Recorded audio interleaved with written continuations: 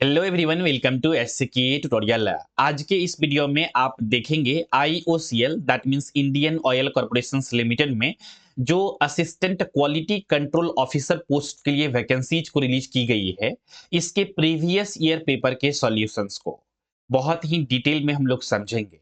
आप सभी लोग इंटरनेट पे जब सर्च करते होंगे assistant quality control officer post के प्रीवियस ईयर क्वेश्चन पेपर को, तो ये इजी वे में आप सभी को अवेलेबल नहीं हो पा रहे होंगे, सर्च में नहीं आ पा रहा होगा।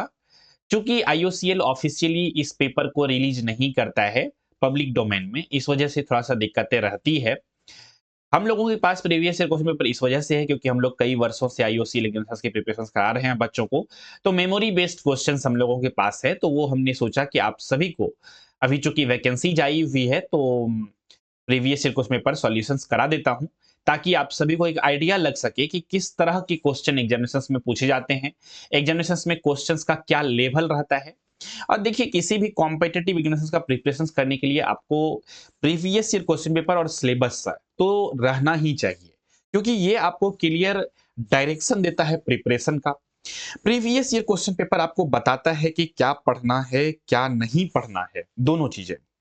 साथ ही साथ कितना डेप्थ में पढ़ना है, क्वेश्चन किस तरह से पूछे जाते हैं, यानी कि किस तरह से पढ़ना है, इसका भी आइडिया आपको प्रीवियस ईयर क्वेश्चन पेपर से लग जाते हैं।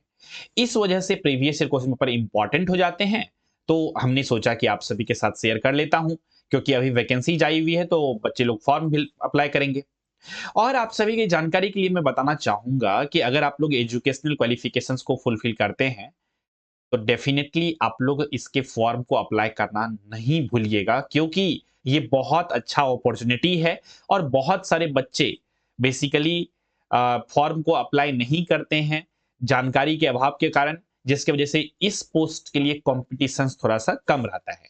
हालांकि 2018 सब में इसका जो इस पोस्ट के लिए जो रिक्रूटमेंट हुआ करते थे आईओसीएल में, वो through the gate score card, लेकिन 2021 में एग्जामिनेशन हुए थे, फिर 2025 में देखने को मिला है।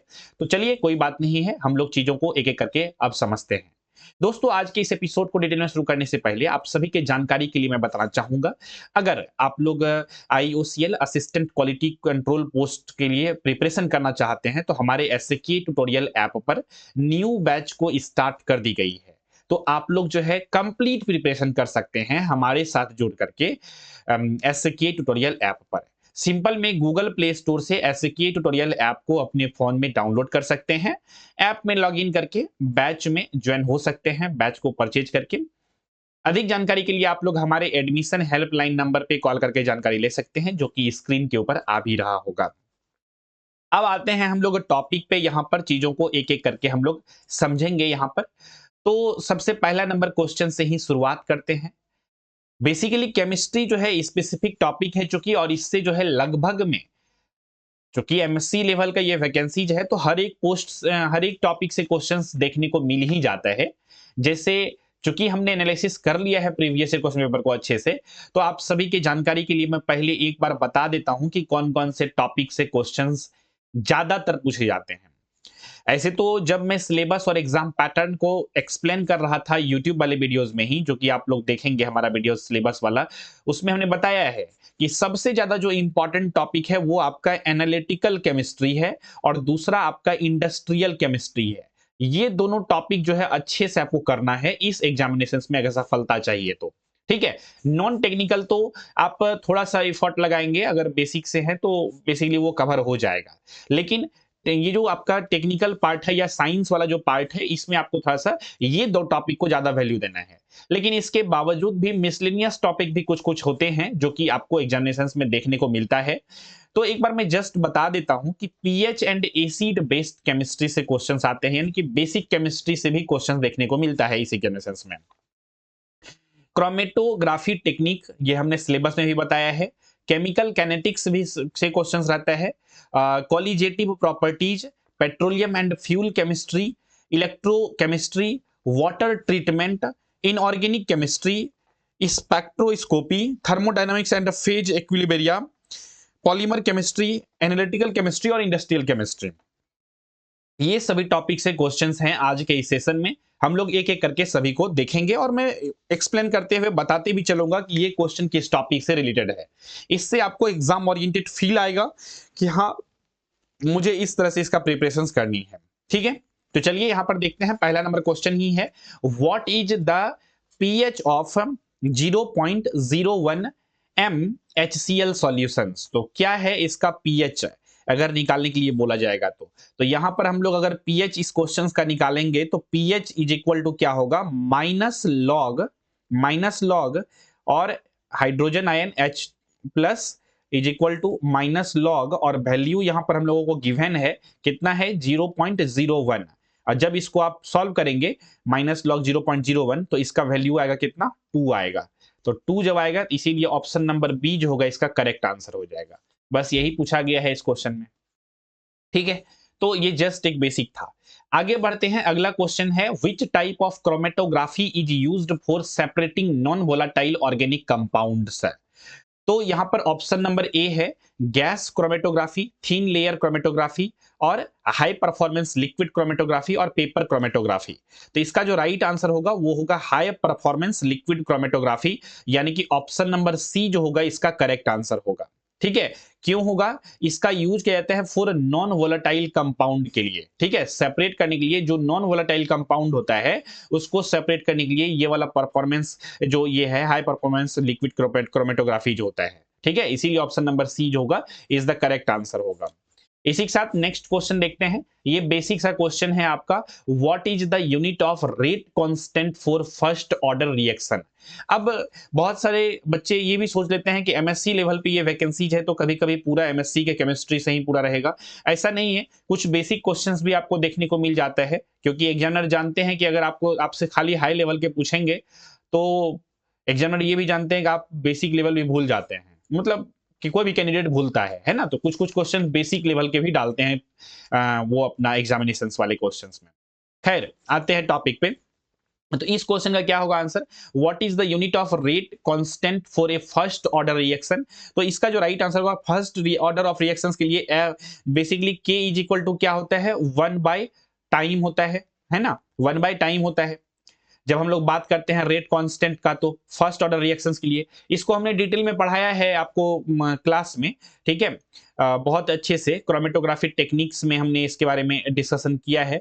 केमिकल कैनेटिक्स में हमने इस टॉपिक को डिस्कस किया है, सॉरी केमिकल कैनेटिक्स में। ठीक है, तो इसका यूनिट क्या हो जाएगा, बेसिकली अगर हम लोग इसको लिखेंगे तो हम लोग लिख सकते हैं इसका यूनिट 1/s हो जाएगा, मतलब और इसको हम लोग एक्सपोनेंट पावर जानते हैं तो s टू द पावर -1 हो जाएगा। दैट मीन्स हम लोग जो है इसे ऑप्शन नंबर ए टिक कर सकते हैं, ऑप्शन नंबर ए जो होगा इसका सही आंसर होगा। ठीक है, इसी के साथ आगे बढ़ते हैं। अगला क्वेश्चन है, which of the following is not a colligative property. कौन जो है इसमें कॉलिजेटिव प्रॉपर्टी नहीं है। तो देखिए इसका जो बेसिकली ऑप्शंस है, osmotic pressure, boiling point elevation या सरफेस टेंशन या फ्रीजिंग पॉइंट। तो करेक्ट आंसर जो होगा इसका राइट आंसर होगा सरफेस टेंशन। कौन सा होगा करेक्ट आंसर, सरफेस टेंशन। क्यों, सरफेस टेंशन जो होता है ना वो डिपेंड करता है ऑन इंटरमोलिक्यूलर फोर्सेस पे, नॉट सॉल्यूट कंसंट्रेशन पे। तो सॉल्यूट कंसंट्रेशन पे डिपेंड नहीं करता है। कौन नहीं डिपेंड करता है, तो यहां पर सरफेस टेंशन जो होता है ये बेसिकली सॉल्यूट कंसंट्रेशन पे डिपेंड नहीं करता है, ये इंटरमोलिक्यूलर फोर्स पे डिपेंड करता है, इसलिए सरफेस टेंशन हो जाएगा इसका आंसर। क्लियर हो गया। चलिए अगला क्वेश्चन देखते हैं। यहाँ पे कहते हैं the octane number of a fuel represents it's viscosity. तो जो ऑक्टेन नंबर है फ्यूल का वो क्या रिप्रेजेंट करता है, विस्कोसिटी को, फ्लैश पॉइंट को, नॉक रेजिस्टेंस को या फिर डेंसिटी को। तो इसका राइट आंसर होगा ये बेसिकली नॉक रेजिस्टेंस को रिप्रेजेंट करता है। ठीक है, क्योंकि ये मेजर करता है नॉक रेजिस्टेंस को इन ए फ्यूल में। ठीक है, जो ऑक्टेन नंबर होता है। ठीक है, क्लियर है, नॉक रेजिस्टेंस को ये बेसिकली रिप्रेजेंट करता है, मेजर्स करता है। ठीक है, चलिए अगला क्वेश्चन देखते हैं। अच्छा, अगर मैं इस टॉपिक क्वेश्चन नंबर ये 5 है बेसिकली, तो इस क्वेश्चन का अगर मैं बात करूं किस टॉपिक से है, तो ये जो क्वेश्चन है basically petroleum and fuel chemistry से रिलेटेड है। ठीक है, चलिए अगला क्वेश्चन देखते हैं। इन एन इलेक्ट्रोकेमिकल सेल में the anode is where. Anode जो है ये क्या है, तो यहां पर इलेक्ट्रोकेमिकल सेल में बेसिकली एनोड जो होता है ये ऑक्सीडेशंस अकर्स होता है एट द एनोड, यानी ऑप्शन नंबर बी जो होगा इसका करेक्ट आंसर होगा। अगर मैं बात करूं कि ये आपका बेसिकली किस टॉपिक से है, अगर स्पेसिफिक डिसिप्लिन नॉलेज की बातें करूं तो ये जो बेसिकली क्वेश्चन है ये इलेक्ट्रोकेमिस्ट्री टॉपिक से रिलेटेड है, तो इसको इस तरह से सॉल्व कर सकते हैं। आगे बढ़ते हैं, अगला question, which of the following is a common coagulant used in water treatment. ठीक है, अब 7 नंबर जो क्वेश्चंस है ये वाटर ट्रीटमेंट टॉपिक से क्वेश्चंस है। ठीक है, तो इसमें आपको बताना है, तो ये ऑप्शंस दिए गए हैं अलग अलग, sodium chloride, ferric chloride, ammonium nitrate, sodium hydroxide. तो which one is the correct answer?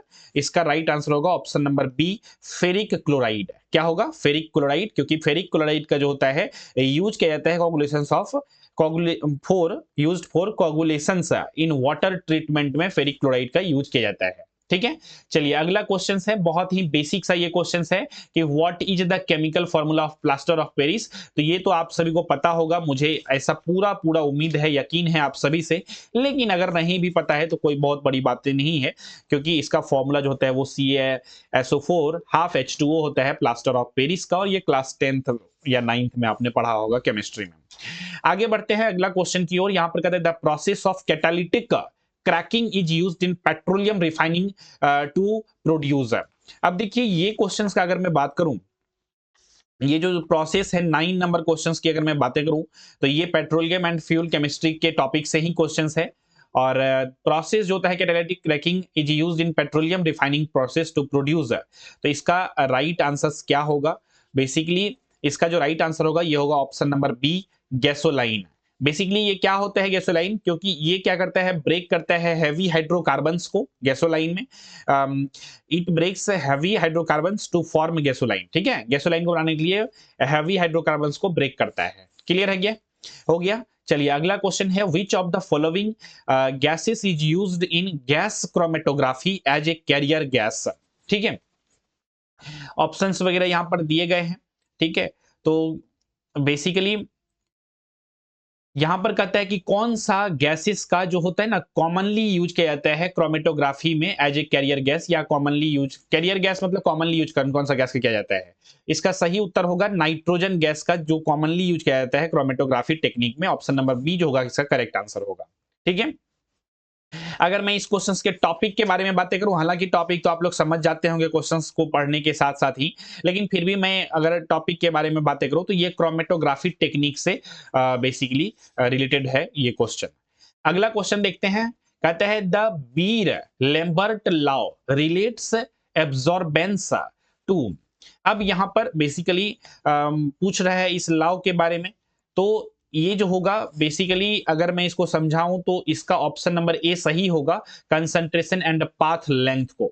आप सभी लोग फॉर्मूला पढ़े होंगे, A is equal to epsilon ECL। ठीक है, ये क्या बताता है? ये बेसिकली आपको बताता है कि absorbance is proportional to concentration and path length. ठीक है, नोट करिएगा, तो इसको नोट कर सकते हैं, लिख लीजिए हमारे साथ, एब्जॉर्बेंस एब्जॉर्बेंस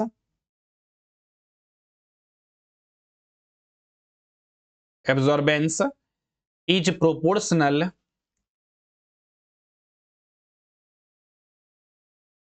to concentration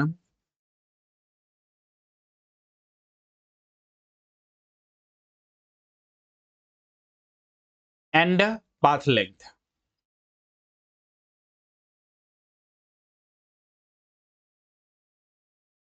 ठीक है, क्लियर है? चलिए नेक्स्ट क्वेश्चन देखते हैं। नेक्स्ट क्वेश्चन है, what is the main impurity removed in the demineralization of water. ठीक है, कौन से इंप्यूरिटी को रिमूव कर दिया जाता है? 12 नंबर क्वेश्चन का आंसर होगा option number B, dissolved salt. ठीक है, dissolved salt are removed in demineralization. ठीक है, और क्वेश्चन से ही पता चल गया होगा, ये जो है वाटर ट्रीटमेंट टॉपिक से क्वेश्चंस है। अगला क्वेश्चन को पढ़ते हैं, the boiling point of a liquid increases when. तो कोई भी लिक्विड का बॉइलिंग पॉइंट इंक्रीज कब करता है? जब प्रेशर को डिक्रीज करते हैं, या और इंप्योरिटीज को उसमें ऐड करते हैं, या फिर द टेम्परेचर इज रिड्यूस्ड, या फिर it is placed in a vacuum. तो which one is the correct answer? तो राइट आंसर होगा जब हम लोग इसमें इंप्योरिटीज को ऐड कर देते हैं, तब इसका बॉइलिंग पॉइंट क्या होता है? बढ़ जाता है। ठीक है, चलिए अगला क्वेश्चन देखते हैं। The boiling point of a liquid increases when, ठीक है,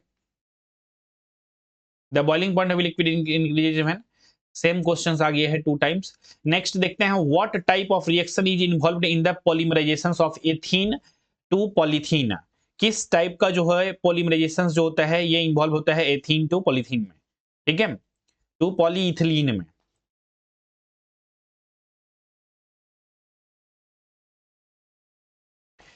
तो बेसिकली यहां पर आप देख सकते हैं ऑप्शन नंबर ए क्या है, addition reaction, condensation reaction, substitution reaction और एलिमिनेशन रिएक्शन, ठीक है। तो यहां पर जो है पॉलीमराइजेशन ऑफ एथीन जो होता है टू पॉलीइथिलीन में, पॉलीइथिलीन में यहां पर बेसिकली आपका ऑप्शन नंबर ए जो होगा एडिशन रिएक्शन जो होगा, ठीक है, क्योंकि एथीन जो होता है ये एडिशन बेसिकली पॉलीमराइजेशन होता है, undergoes to addition polymerization, that's why option number A will be the correct answer. आगे बढ़ते हैं next questions, the chemical compound used as an anti clock agent is in petrol is, chemical compound जो use किया जाता है anti anti knock agent in petrol is, तो basically इसका options देख सकते हैं, tetra ethyl lead, benzene, methanol और इथेनॉल। तो option number A will be the correct answer कि टेट्रा इथाइल जो होता है, ठीक है, लीड जो होता है is an anti knock agent होता है, ठीक है, तो option number A will be the correct answer. आगे बढ़ते हैं, तो यहां पर दिया गया है the Kjeldahl method is used to determine the content of which element in organic compound, तो यहां पर बेसिकली इसमें कौन से ऑर्गेनिक कंपाउंड को रिमूव बेसिकली डिटरमाइन करने के लिए यूज किया जाता है, कौन इस मेथड्स को, बेसिकली ये जो मेथड होता है इसको एस्टिमेट्स किया जाता है नाइट्रोजन कंटेंट के लिए, तो option number C will be the right answer. Okay, अगर बात करेंगे इसके कि ये किस टॉपिक से ये क्वेश्चंस बेसिकली पूछा गया है, तो एनालिटिकल केमिस्ट्री टॉपिक इसको बोल सकते हैं हम लोग, ठीक है। चलिए आगे बढ़ते हैं, अगला क्वेश्चन है, which of the following polymers is used for making bullet proof glass, कौन से पॉलीमर्स का यूज किया जाता है बुलेट प्रूफ ग्लास को बनाने के लिए, तो इसका राइट आंसर होगा basically polycarbonate is use to bullet proof, polycarbonate का यूज किया जाता है, ऑप्शन नंबर डी जो होगा इसका सही आंसर होगा। और हमने आपको पॉलीमर को बहुत अच्छे से डिटेल में पूरा पढ़ाया है बैच के अंदर में, अगर आप लोग जुड़ना चाहते हैं तो बैच में इनरोलमेंट लेकर के अच्छे से अपना प्रिपरेशन कर सकते हैं, पूरा सब्जेक्ट को अच्छे से पढ़ सकते हैं। पढ़ने के बाद जब बेसिक आपका क्लियर हो जाएगा तब आप प्रीवियस क्वेश्चन पेपर को करेंगे या फिर और भी क्वेश्चंस को प्रैक्टिस सेट को सॉल्व करेंगे, टेस्ट को देंगे, तो आप बेहतर पाएंगे और कैसी और सभी कैंडिडेट के कंपैरिजन में। तो इसीलिए आप लोग जुड़ सकते हैं हमारे साथ एसके ट्यूटोरियल ऐप पर, सिंपल में गूगल प्ले स्टोर से एसके ट्यूटोरियल ऐप को डाउनलोड करके बैच में इनरोलमेंट ले सकते हैं। अधिक जानकारी के लिए आप लोग हमारे एडमिशन हेल्पलाइन नंबर पर कॉल करके जानकारी ले सकते हैं। आते हैं फिर से टॉपिक पे हम लोग, यहां पर नेक्स्ट क्वेश्चन है, यहाँ पे the main component of natural gas are, natural gas का जो मेन कंपोनेंट होता है वो क्या होता है, तो नेचुरल गैस का मेन कंपोनेंट जो होता है वो होता है मीथेन, ऑप्शन नंबर सी जो होगा इसका करेक्ट आंसर होगा। आगे बढ़ते हैं अगला क्वेश्चन की ओर, अगला क्वेश्चन है which process is used for removing sulphur compounds from petroleum products, कौन से प्रोसेस का यूज किया जाता है रिमूव करने में सल्फर कंपाउंड्स का फ्रॉम पेट्रोलियम प्रोडक्ट से, तो बेसिकली इसका राइट आंसर होगा hydro desulphurization remove sulphur from fuels, ठीक है, तो ऑप्शन नंबर बी जो होगा इसका करेक्ट आंसर होगा हाइड्रो डीसल्फ्यूराइजेशन, ठीक है। अगला क्वेश्चन है the hardness of water is mainly due to the presence of, जो हार्डनेस ऑफ वाटर होता है ये mainly due to the presence of किसका, हार्डनेस ऑफ वाटर, तो बेसिकली कैल्शियम और मैग्नीशियम सॉल्ट के प्रेजेंस होने की वजह से, तो option number B will be the right answer, ठीक है। तो हम लोग जो है आज के इस सेशन में टोटल 20 क्वेश्चंस को किए हैं जो कि मेमोरी बेस्ड क्वेश्चंस है, प्रीवियस ईयर क्वेश्चन पेपर है आपके assistant officer assistant quality control officer post के लिए।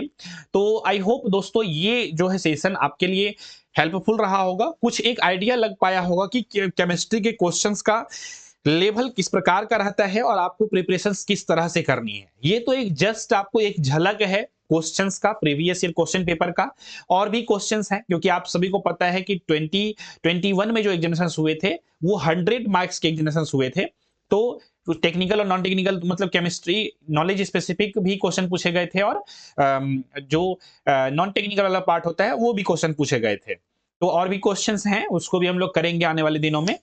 और पूरा कंप्लीट प्रिपरेशन अगर आप करना चाहते हैं तो हमने स्टार्टिंग में भी बताया, वीडियो के बीच में भी बताया कि आप लोग अगर प्रिपरेशन करना चाहते हैं अच्छे से, तो अच्छा अपॉर्चुनिटी है आप सभी के साथ, क्योंकि इसमें कंपटीशन कम है और आपका एजुकेशनल क्वालिफिकेशंस के बेसिस पे अच्छा पेइंग मतलब गुड पेइंग सैलरी वाला जो जॉब है ये बहुत अच्छा है, क्योंकि इसमें आपको पैकेज भी मतलब 13 लाख समथिंग के आसपास पर एनम का है।